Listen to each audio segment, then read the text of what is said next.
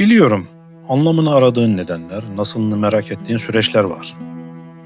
Amaçlarına ulaşmak için ne yapacağını bilememen içinde huzursuzluğa yol açıyor. Merak etme, şimdi seni varlığını bir yerlerde hissettiğin ancak tam olarak tanımlayamadığın bir güçle tanıştıracağım. Evet, zihninden bahsediyorum.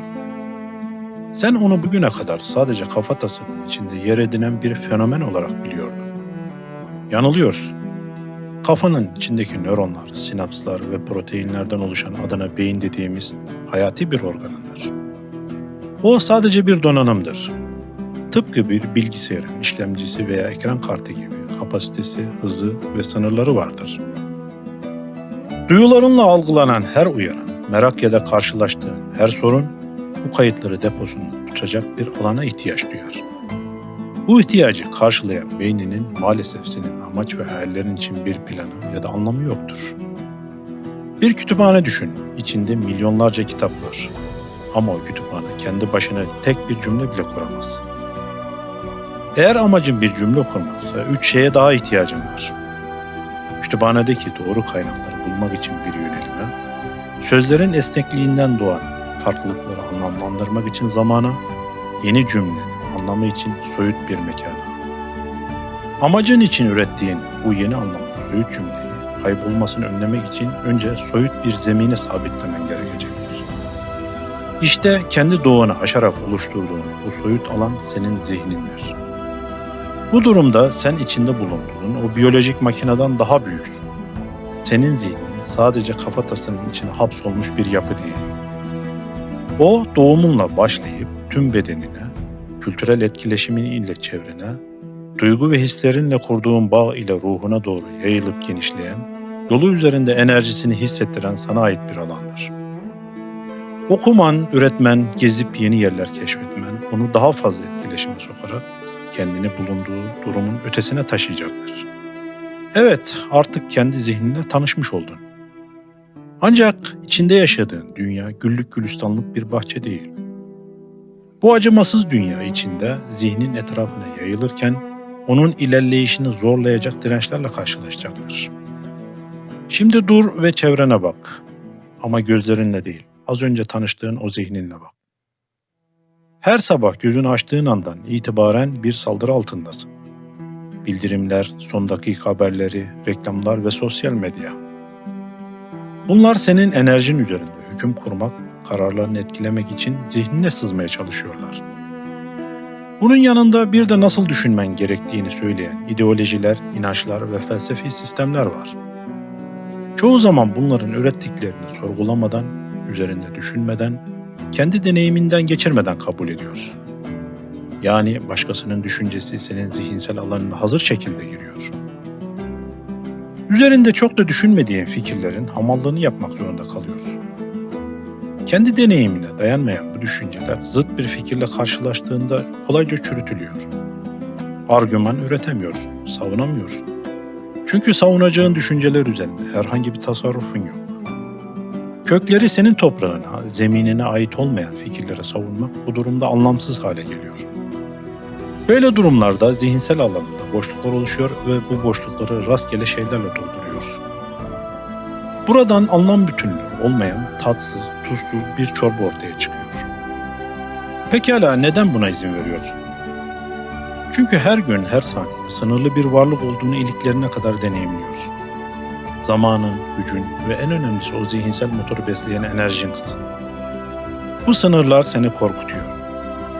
Kendi zihinsel alanını kurgulamaktansa başkalarının kurduğu hazır alanlara sığınmayı daha güvenli buluyorsun. Bu eylemin aslında kendi beynin ile yaptığın bir tür zihinsel iflas anlaşması. Beynin sana diyor ki, bak enerjimiz az, bu fikirler seni aşar. Şu kitapta hazırı var, al oku, enerjimizi yaşamsal alanımızda kullanalım. Bu anlaşmanın altına attığın imza ile kendi öznel varlığından feragat ediyorsun. Sen varlığını ancak doğaya yansıttığın şeylerden tanıyabilirsin. Kendi eylemini üretemeyen bir zihin, kendine yabancılaşır ve başkasının enerjisinin bir iletkeni olur. İdeoloji, inanç ve felsefi sistemler kendini doğaya yansıtabilmek için bizi bir iletken tel gibi kullanır. Evet, onların araçsallığı muazzamdır. hazır anlam kalıpları, kavramlar ve fikirler için senin enerji harcamana gerek yoktur. Onlar da birer zihinsel tasarımdır. Doğal olarak onlar da doğaya yansımak, somutlaşmak ve hükmetmek için bir gövde ve o gövdenin eylem kapasitesine ihtiyaç duyarlar. Kendi ihtiyaçların için hazır bulduğun şeylere evet dediğinde o soyut sistem senin üzerinden fiziksel dünyaya sızar. Verdikleri bu hizmet karşılığı olarak mutlak itaat, yayılıp büyümek için propaganda ve öznel varlığından feragat beklerler. Eğer enerji harcamamak için sürekli bunlara başvurmak zorunda kalıyorsan, zamanla zihinsel kasların körelecek ve kendine yabancılaşacaksın. Bugün sana kendi zihnini tanıttım. Onun üzerinde hüküm kurmak isteyen düşmanlarını gösterdim. Şimdi senin karar verme zamanın geldi. Önünde 2 kapı var. Bu kapılardan birinin ismi güvenli kölelik, diğerinin ismi ise tehlikeli özgürlük. Güvenli kölelik kapısından geçtiğinde içeride konfor var. Duvarları başkaları tarafından örülmüş, anlamı paketlenip eline verilmiş, her sorunun cevabı önceden yazılmış bir alan. Beynin burada çok az enerji harcar. Başkasının ideolojisini savunur, başkasının hayallerini yaşarsın. Güvendesindir çünkü bir iletken olduğun sürece kimse seni hedef almaz. Ama bir bedeli var. O beton duvarların arasında kendi sesini, kendi nedenini ve zihnini sonsuza dek kaybedersin. Bu kendi ruhunun emekli edildiği bir huzur evidir. Tehlikeli özgürlük kapısından geçersen kendi zeminini kendin inşa etmek zorundasın. Kendi cümleni kurarken hata yapma, yanlış anlaşılma ve hatta kaybolma riskin vardır. Zihnin burada çok enerji harcar, yorulursun. Bazen o belirsizliğin içinde nefesin kesilir. Ama sadece bu tehlikeli boşluktan geçersen kendin olabilirsin.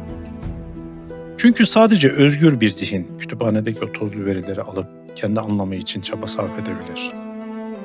Evet biliyorum, kulağına söylenen tehlikeli özgürlük romantik bir kahramanlık hikayesi gibi geliyor olabilir. Ama dürüst olalım, burası mücadele alanı. Belki bu kapıdan içeri girdiğinde seni bekleyen şey her zaman bir başarı hikayesi olmayabilir. Hatta çoğu zaman başarısızlık, yalnızlık ve yorgunluk olacaktır. Şu an bu kapının eşiğinde tek başınasın gibi hissedebilirsin. Ancak şunu bil, bu mücadeleyi yürütürken yalnız olmayacaksın. Yanında zorluklara göğüs geren irade, yöntem ve metot geliştirebilen uz gibi rehberlerin olacak. Unutma, amaçlarını gerçekleştirmen için uğrayacağın başka bir kapı yok. Seçim senin. Bu videoyu kapatırken seni bu özgürlüğün toz pembe olmayan yüzüyle baş başa bırakmak istiyorum. Bir sonraki videomda rehberlerin eşliğinde amaçların için zihnin veri topladığı ve problemi içselleştirdiği hazırlık evresini konuşacağız. Merak ediyorsan abone olmayı, beğenmeyi, paylaşmayı unutma. Şimdilik hoşça kal.